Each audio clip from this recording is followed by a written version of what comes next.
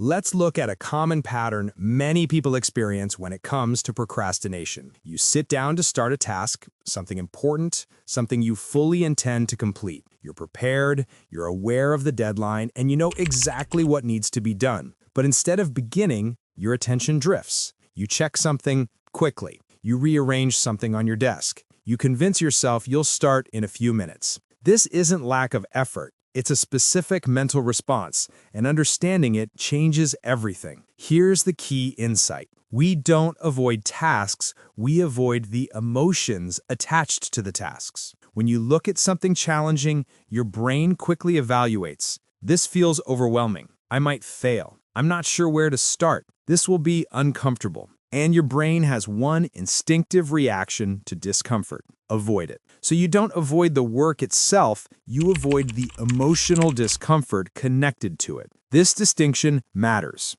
Once avoidance begins, a predictable cycle forms. Task appears. Emotional discomfort rises. You choose an easier activity. You feel temporary relief. Guilt or stress returns. The task feels even heavier. The cycle repeats. This loop is not a character flaw. It is simply emotional avoidance reinforced over time. Many people try to break this cycle by forcing themselves to be disciplined or power through. But forcing action while your brain is in emotional distress is like trying to sprint while carrying weights. Your brain's resistance increases. Your stress rises, and the task becomes even more intimidating. Instead of forcing yourself through resistance, we focus on reducing the resistance itself. There are two effective tools that work particularly well together. One, reduce the emotional size of the task. When a task feels too big, your brain exaggerates a discomfort. So we make the entry point smaller, much smaller.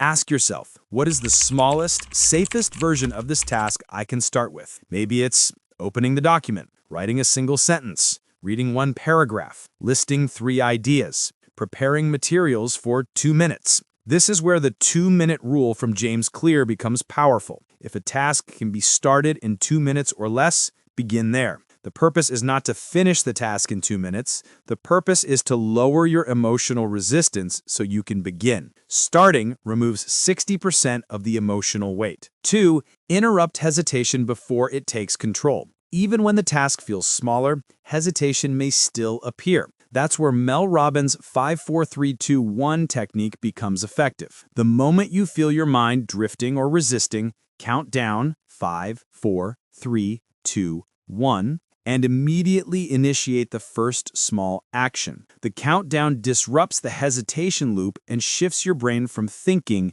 to doing. It creates a short window where action feels possible, and that is usually all you need. When you combine both tools, the process becomes straightforward. Shrink the task until the emotional discomfort drops. Use the countdown to interrupt hesitation. Start with the smallest step, the 2-minute entry point. Allow momentum to build naturally. This approach doesn't rely on motivation. It doesn't require extreme discipline. It simply works with your brain instead of against it. So the next time you catch yourself avoiding a task, recognize what's happening. It's not the task you're resisting, it's the feeling behind it. Reduce the size, interrupt the hesitation, begin with a very small step. Consistent small starts remove emotional resistance, build momentum, and make tasks far easier to complete.